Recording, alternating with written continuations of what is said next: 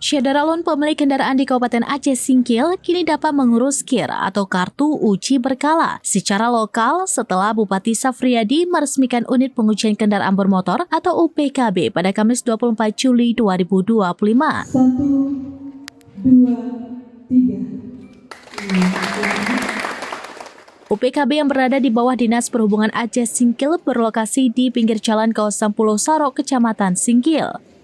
Layanan ini tidak hanya ditujukan untuk kendaraan angkutan umum dan barang milik warga setempat, tetapi juga melayani pengujian dari wilayah tetangga seperti Kota Sebulu Salam, Pak Barat, dan Kabupaten Simelu.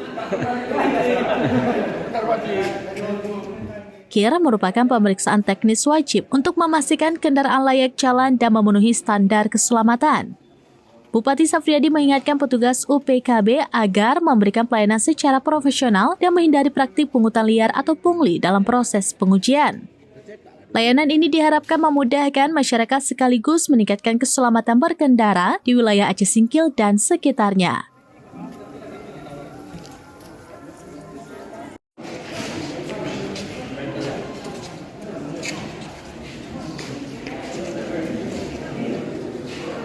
KTP dia kan?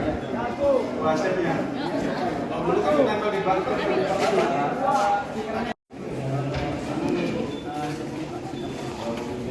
Ini apa?